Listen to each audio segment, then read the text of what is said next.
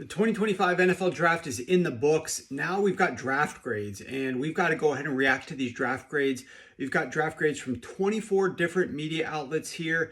We've got the consensus grades. That's how these are averaged and then sorted. This was done by Renee Bugner, and we're going to go ahead and react to these draft grades. Let's get started here with number 32.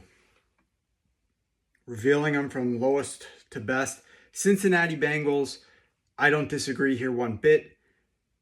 I would even go lower than a C here. I think I gave them closer to a D type grade. So I'm more in line with these guys off to the side here. I didn't have them as my worst team. 32 is the worst in the NFL. That was not my worst team. There's a couple others that we'll get to, obviously, that are worse than the Bengals, but not a great draft in my opinion. Miami Dolphins. Okay. I don't get this. Miami B+.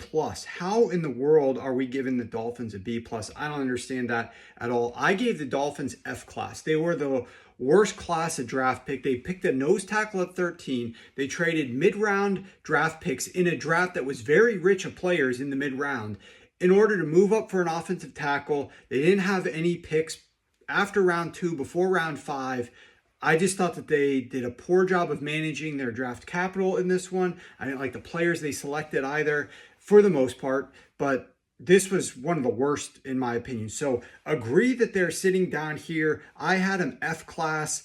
I don't understand this B+. Does not make any sense for me that the Dolphins are getting B pluses here. Detroit Lions. Again, I mean, people see the Lions, they want to like the Lions. Maybe that's why they're getting B pluses. To me, this was a bad draft, especially based on value. I think from a value perspective, they clocked in at 29th from a value perspective. Only one player wasn't viewed as a reach, and that was a player in the 5th round. I don't agree with an F, but this was D class for me for the Detroit Lions. So directionally appropriate down at the bottom. Disagree with some of these high grades, though, along the way. Minnesota Vikings.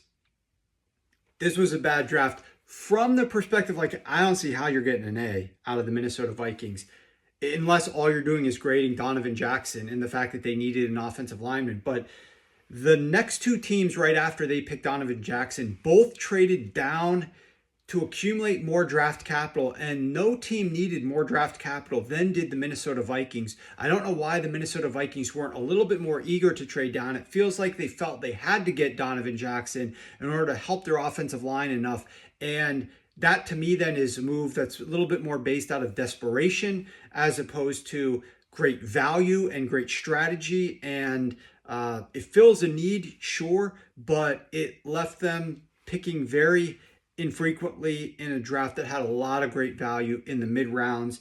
As a result, I gave the Minnesota Vikings D class, more so in line with these C's and D's. I don't see how you're getting an A. One B plus and one A. I disagree with anything close to that. New Orleans Saints clocking in at number 28. I gave him a C. You know, I was a little bit harsh grader, but I gave him a C. So a little bit lower than some of these, a little bit higher than a couple of these. Nothing really to add here for the Saints. Definitely not an A-. San Francisco 49ers. How are you giving the 49ers an A-? These guys gave A- to the 49ers, A- to the Saints. I have no idea what they're looking at here. B+, no. B+, no. The San Francisco 49ers, F class to me. And it comes down to one key thing. Where you're not getting any value here. You're not getting any value. You're reaching consistently in the mid-rounds of the draft due to the San Francisco 49ers year after year after year. Even if you get rid of their round 6 and 7 reaches, and you just look at the first 5 rounds, this team from a value perspective ranks dead last in the first 5 rounds. Dead last. 32 out of 32 teams from a value perspective. They're constantly reaching on players that they could get later. Upton Stout, Nick Martin, Jordan Watkins. They're not going to hit on all of these guys. Maybe they hit on one every 4 or 5 that they're completely way off consensus that they're right. But you can't manage draft year after year doing that. And it's why the San Francisco 49ers are in the position that they're in. I mean, I'll go into a little bit of detail here. The 49ers needed this draft. They had 11 picks. It's one of the highest draft capital they've had in a while. They were off a bad year last year, which is what allowed them to get this much draft capital. Usually, the 49ers were NFC Championship games, like 4 out of the last 5 years, Super Bowls, 2 appearances in the last 5 years. This had been a team that was picking low in the draft with less draft capital because they were so successful. Now they're about to pay a quarterback finally in Brock Purdy. They've got a lot of great players on their roster who are paid a lot of money. They need some of these rookie contracts to deliver, and for players that are performing above expectation of those contracts because they hit on all these players. And that's what they aren't doing. They are not hitting on these players to a degree that is going to allow them to pay the top part of their draft, top part of their roster. They need some of these lower priced guys to hit, and that's not working out for them. And it's part of the reason that this team has been struggling a little bit. They need to figure out drafting some of these guys on these reaches is just not working out for them. We'll see. Maybe it works out for them this year, but I do not agree at all with some of these grades. This is one of the worst drafts from a value perspective for me, 31st in value. Atlanta Falcons, this is a really interesting team, which is why I understand why there's some people who gave it like A- and B+, and some people who gave it a D-. They didn't have a lot of picks. They traded up, so they gave away a first-round pick next year, and that's a class next year where you got some great quarterbacks and you've already given up your first-round pick next year. I do not like that. You don't even know if Michael Penix is going to be a stud. He looks okay, but we'll see how he plays this year as a full-time starter. So yeah, I just thought that wasn't a great move. The players that they did end up taking, they got value on all of them. They did not reach for a single player based upon the average consensus. So the picks were great. They didn't have as many of them, and they got rid of a first rounder last year. That's the only knocks that I had for the Atlanta Falcons. This is why I gave them a B. I disagree with 26 down here on the list, though. Green Bay Packers, 25th. This is close to me. I feel like these grades are pretty appropriate. Matthew Golden, appropriate. They needed a receiver, good. The rest of the players were all reaches based upon the consensus board. They've been successful at doing that from some of their offensive linemen in the past, so maybe benefit of the doubt, unlike the San Francisco 49ers, who haven't hit as many of theirs. But that's why the Packers, to me, more like a C draft, not like the F class as the 49ers. So I can't disagree with this ranking here too much. All right, Denver Broncos clocking in here at number 24. Wow. I think I have the lowest grade of anybody on here. I put them much lower than this because from a value perspective, it was clear Sean Payton fell in love with his guys. The wide receiver picked him at number 74. He wasn't expected to go until pick 163. They went for Harvey, the running back, way early. Now, great job of picking Barron at number 20. That defense is going to be ridiculous, but they clearly, Sean Payton himself, afterwards he admitted, fell in love with these guys, wanted to have them on his team, wanted to overdraft them to make sure nobody else was going to get them. And that costs you value. If you're not willing to lose a guy potentially in order to get good value, this is what ends up happening. You overdraft these guys.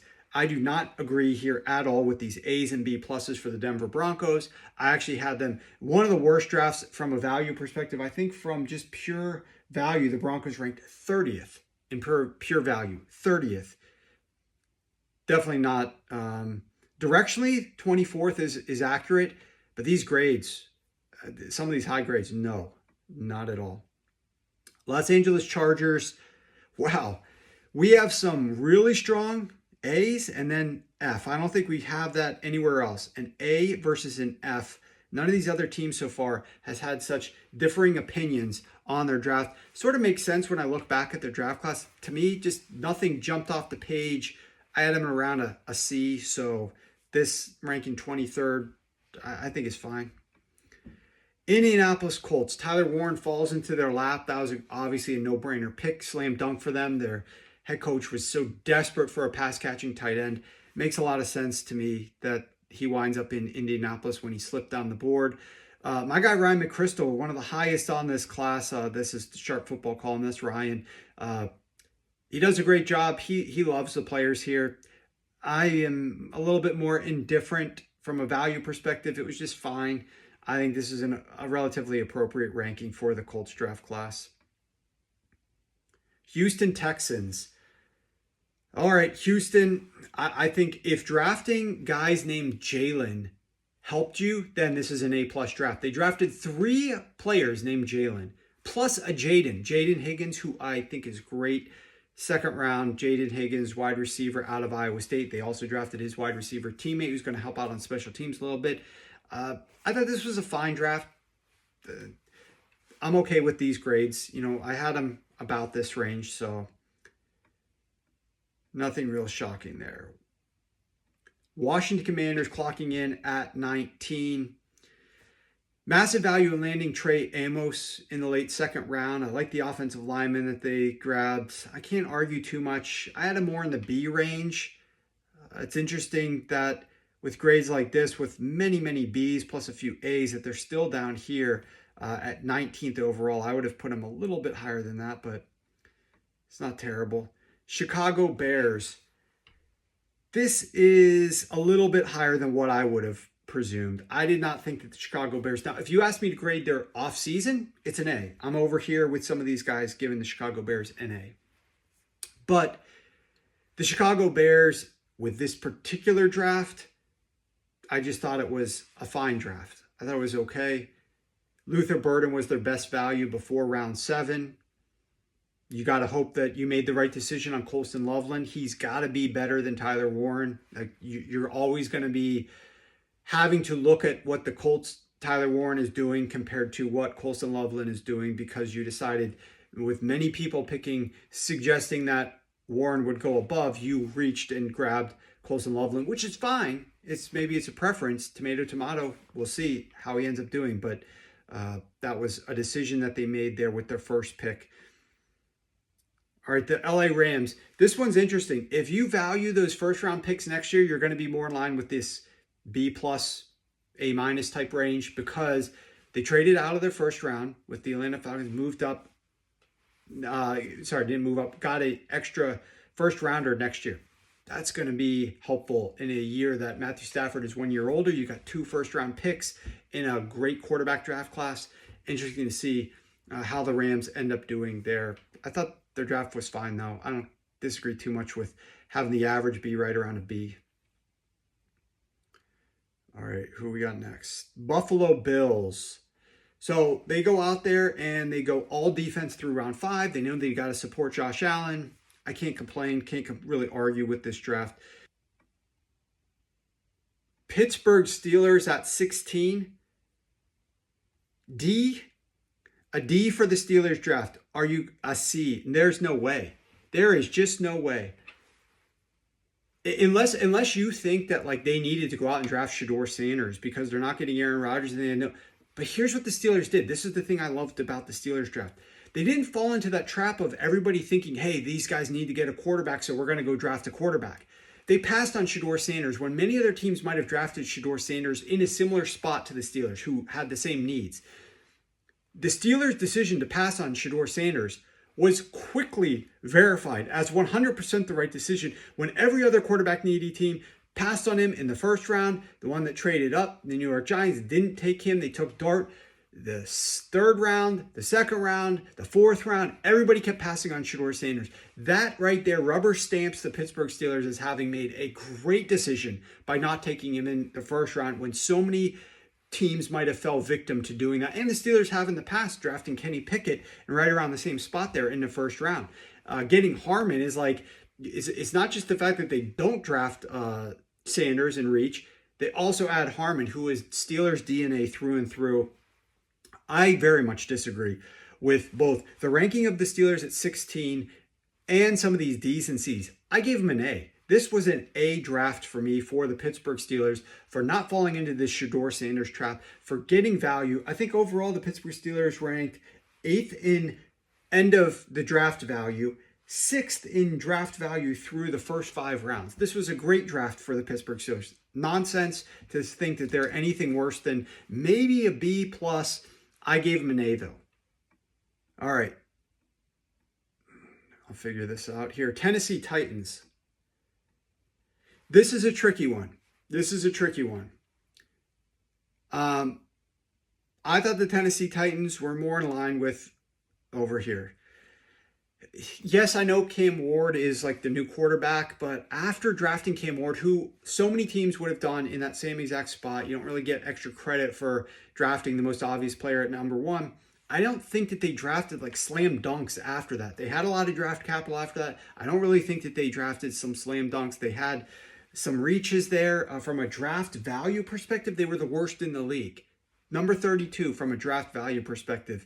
I gave the Titans a well below average grade. I did not agree with them being 15. It's laughable to have them above the Pittsburgh Steelers. Absolutely laughable. I would have stuck them down here and absolutely in no way, shape, or form is these guys getting an A.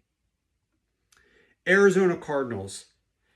I can see it. Some of these higher grades, I absolutely can see it. I think this is a very fair overall grade at 3.17. Just outside the top 10, I would agree with that. I thought the Arizona Cardinals did a really good job. Went 6 out of their 7 picks defense. They knew what they needed.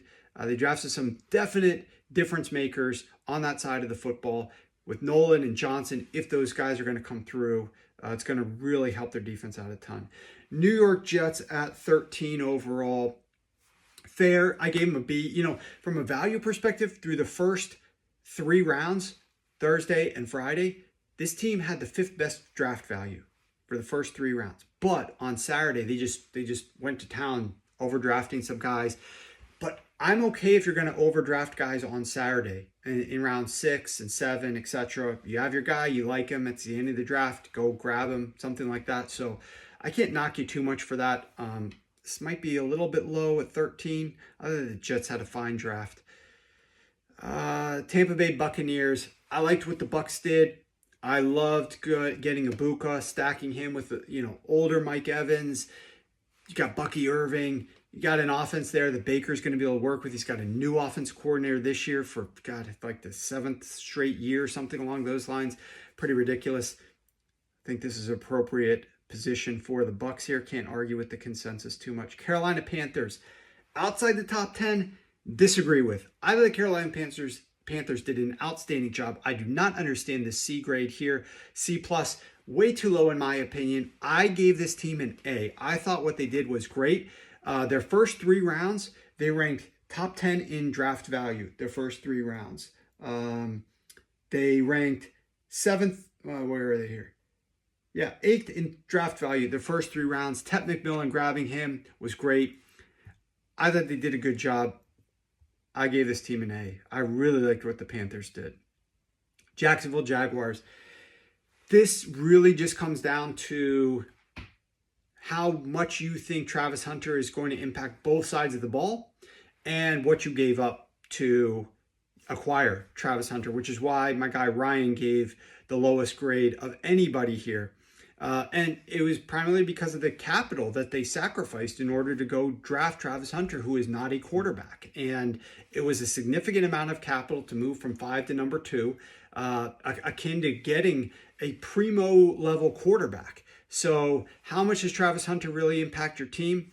It remains to be seen. But I could definitely see them falling right here, right around 10. I could see why some people might want to stick them at A, but I did not do that personally. I was a little bit higher than Ryan, but 10 overall seems fair to me. Okay, Cleveland Browns. This is fair. Somebody gave them an incomplete. I'm not sure what the incomplete is for, but I thought this team did a fine job. I don't understand why they ended up doubling back and grabbing Shedeur Sanders. That sort of was a little bit peculiar to me. I feel like one of those picks that they took on a quarterback in the 3rd and the 5th round is going to be wasted. And you could have used one of those picks on a position that might make the roster and contribute to your team.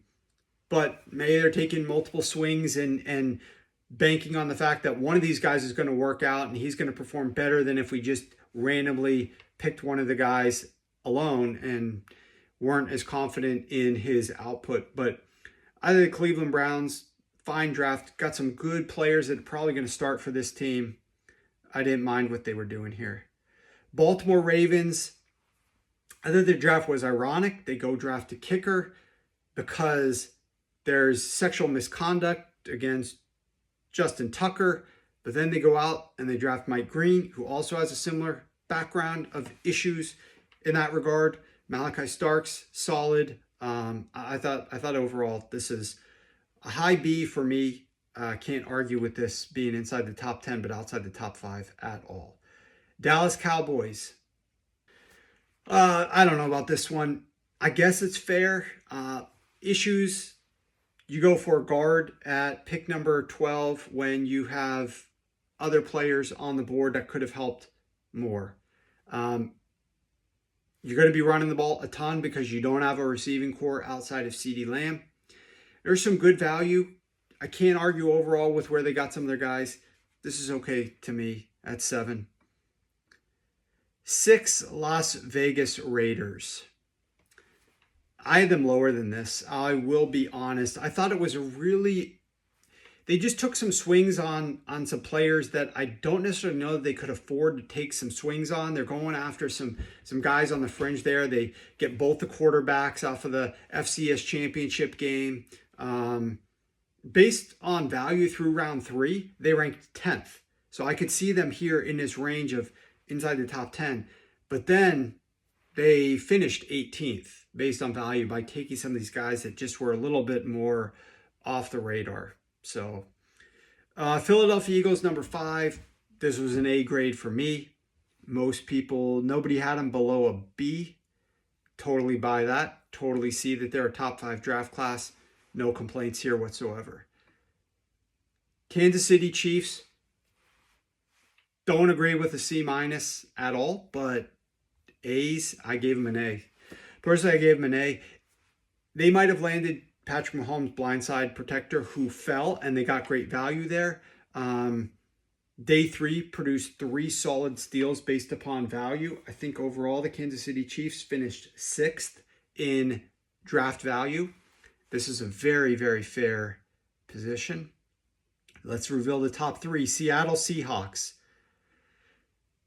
Love it. Gave Seahawks an A myself. I thought the Seahawks did a great job. First 3 picks, all 3 for value. All 3 are going to compete for playing time immediately. I thought that them going after Jalen Milroe was a perfect fit. Gets to work with Clint Kubiak, sit on the bench, no pressure for him. And Clint Kubiak did some really creative things with Taysom Hill. I think that's going to be something he can utilize Jalen Milroe. Get him on the field, get the ball into his hands, let him run with the football a little bit. Don't force him to play quarterback right now, but take some of that upside that he brings, some of the juice that he brings to the offense right now. Top 2. Who do we have left here? New York Giants, agree. Absolutely agree. One of the best drafts, in my opinion. I know some people are going to knock it a little bit for the trade up for Jackson Dart. However, this is a team that had horrible quarterbacks for several years, and the alternative to trading up for Jackson Dart is to draft a quarterback at number 3. And they were smart enough to realize Abdul Carter's the way to go. We'll trade up for a quarterback later. They didn't end up sacrificing that much draft capital to move up to get that quarterback. I thought that was definitely worth the dice roll. So you leave day 1 on Thursday with an outstanding Abdul Carter plus your starting quarterback. And then after that, I thought that they were hitting on some great value picks. Cam Scatterbo was a steal. Darius Alexander was a steal. Great draft from the New York Giants. And that simply leaves the New England Patriots. And I absolutely agree with the New England Patriots being at this position as well. 100% an A grade here for me as well. Some people even gave it an A+. I loved it. I liked what they got. They had, 11 picks. They got some solid values out of those 11 picks. So no disagreement here from me with the New England Patriots being up at the top of the draft grades for 2025. Make sure that you like and subscribe if you want more content like this. Only 20% of the people that are watching our channel are actually subscribing to our channel. If you want to get more videos like this all throughout the off season, make sure you subscribe.